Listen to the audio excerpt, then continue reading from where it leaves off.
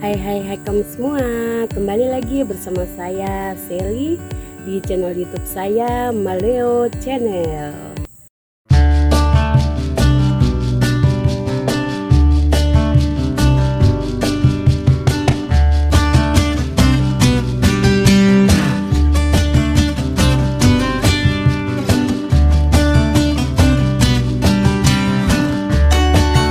Di edisi kali ini saya akan mereview sebuah buku lagi yang tentunya tidak asing lagi karena sudah banyak review dan pembahasan soal buku ini.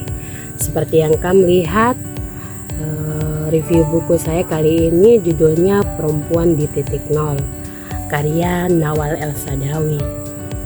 Nah, Nawal El-Saadawi ini sendiri adalah seorang dokter perempuan dan juga seorang feminis di Mesir yang memperjuangkan hak-hak perempuan di Mesir pada tahun 1970-an, yang mana kita tahu bahwa perempuan-perempuan Mesir saat itu masih banyak hak-haknya tidak dilihat atau dikekang oleh rezim Mesir. Dan itu yang menjadi poin kenapa saya sangat menyukai Nawal El-Saadawi terkait dengan bagaimana dia memperjuangkan hak-hak perempuan di Mesir, dan itu juga kenapa saya tertarik untuk membaca buku-bukunya Nawal El-Saadawi. Salah satunya adalah Perempuan di Titik Nol ini. Buku ini adalah salah satu bukunya Nawal El-Saadawi, salah satu riset yang dia dapatkan dari salah satu narapidana perempuan di penjara Qanatir, begitu mereka menyebutkannya, yang bernama Firdaus. Jadi kalau kita lihat dari sinopsisnya, ini dia menceritakan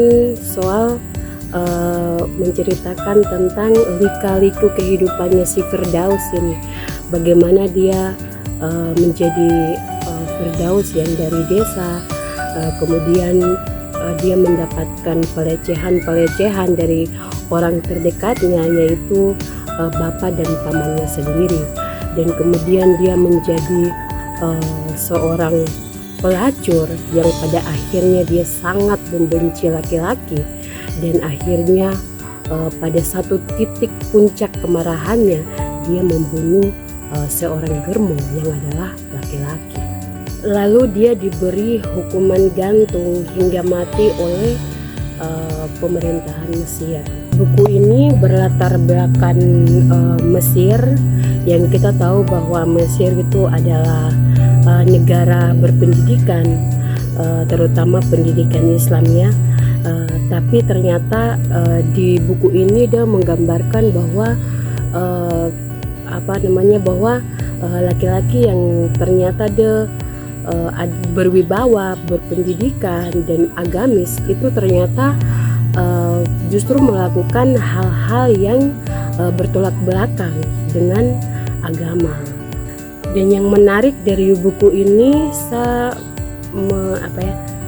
mendapatkan dua quotes yang menarik dari buku ini, yaitu di halaman 41. Dia bunyinya tuh begini: saya dapat pula mengetahui bahwa semua yang memerintah adalah laki-laki. Persamaan di antara mereka adalah kerakusan dan kepribadian yang penuh distorsi, nafsu tanpa batas mengumpul uang, seks dan kekuasaan tanpa batas. Mereka adalah lelaki yang meneburkan korupsi di bumi, yang merampas rakyat mereka, yang bermulut besar, berkesanggupan untuk membujuk, memilih kata-kata manis, dan menembakkan panah beracun. Karena itu, kebenaran tentang mereka hanya terbuka setelah mereka mati. Dan akibatnya, saya menemukan bahwa sejarah cenderung mengulangi dirinya dengan kekerasan kepala yang dulu. Jadi ini memang kata-katanya sangat biarpun Firdaus ini adalah seorang pekerja malam dalam tanda kutip, tapi dia merasa bahwa apa yang dia kerja itu adalah sesuatu yang sangat terhormat begitu, karena dia menjual tubuhnya mereka dan menukarkan itu dengan uang gitu. Jadi dia gambarkan dalam kata-kata ini bahwa dia bilang kalau laki-laki itu dia mempunyai watak yang berbeda saat dia tunjukkan kepribadian yang dia tunjukkan ke publik, itu sangat berbeda dengan watak asli. Dan quotes yang kedua yang menarik dari buku ini itu ada di halaman 145 yang menurut saya menarik. Itu bunyinya seperti ini: lelaki revolusioner yang berpegang pada prinsip-prinsip sebenarnya tidak banyak berbeda dari lelaki lainnya. Mereka mempergunakan kepintaran mereka dengan menukarkan prinsip mereka untuk mendapatkan apa yang dapat dibeli orang lain dengan uang. Revolusi bagi mereka tak ubahnya sebagai seks bagi kami, sesuatu yang disalahgunakan, sesuatu yang dapat dijual. Jadi buku ini memang berani, sangat pedas untuk dibaca. Jadi buku ini juga sebagai kritikan terhadap masyarakat Arab di Mesir yang sangat menjunjung tinggi budaya patriarki, budaya di mana perempuan itu dianggap rendah, budaya di mana laki-laki itu sebagai pemegang kekuasaan tunggal dalam masyarakat. Tapi kalau bicara soal patriarki, kemudian muncul paham feminisme. Menurut saya bicara soal feminisme itu sangat luas, karena banyak aliran feminisme itu yang saling berbeda pandangan, berbeda ideologi satu sama lain. Jadi masing-masing aliran itu mempunyai pandangannya masing-masing. Jadi menurut saya itu kembali kepada kita perempuan, bagaimana kita mencari tahu dulu akar persoalan perempuan dan bagaimana cara kita melawan itu sesuai dengan prinsip kita atau ideologi kita soal problematika perempuan. Kita sudah bahas jauh sekali, jadi kembali ke topiknya tentang review buku pada hari ini tentang perempuan dan titik nol. Jadi saya kira buku ini bagus sekali untuk dibaca oleh remaja-remaja perempuan yang baru mau mengenal bacaan-bacaan yang sangat berani sekali, terutama di buku ini, karena buku ini dia bagus untuk bahan edukasi, terutama untuk remaja perempuan, bagaimana dia mengenal tubuhnya dan lain sebagainya. Dan juga ini juga cocok untuk laki-laki yang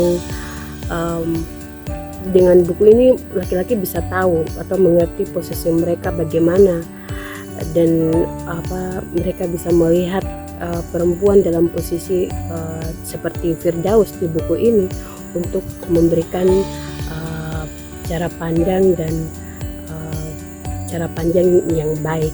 Jadi kamu yang penasaran dengan buku Perempuan di Titik Nol ini bisa saja langsung pesan di toko-toko online, itu masih banyak, dan khusus buat kamu yang ada di Nabire dan sekitarnya bisa langsung pesan di akun Facebooknya Konde Buku, karena buku-bukunya itu tersedia area Nabire, jadi kamu bisa saja langsung pesan di situ. Oke, sudah, mungkin begitu saja review saya kali ini tentang buku Perempuan di Titik Nol. Terima kasih banyak untuk kamu semua yang sudah mau nonton sampai habis. Sampai jumpa lagi di video selanjutnya. Bye bye.